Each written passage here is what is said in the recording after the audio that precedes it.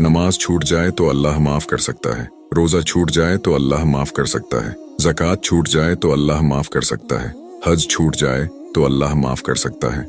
लेकिन मैंने किताबों में पढ़ा है, अगर आपने किसी का दिल दुखाया है और वो आपको माफ ना करे तो अल्लाह पाक भी माफ नहीं करता। एक बार एक शख्स ने आप सल्लल्लाहु अलैहि वसल्लम से पूछा, या रसूल अल्लाह, क्या आप 2 लफ्जों में बता सकते हैं इस्लाम क्या है? आप सल्लल्लाहु अलैहि वसल्लम ने फरमाया, खिदमत खल्क, जिसका मतलब होता है दूसरों की मदद करना। आप सल्लल्लाहु अलैहि वसल्लम ने फरमाया, जिसने मेरी हदीस सुनी और दूसरों तक पहुंचा दी तो उस पर कयामत के दिन मेरी सिफात वाजिब होगी। अल्लाह उसके चेहरे को रोशन करता है जो हदीस सुनकर उसको आगे शेयर करता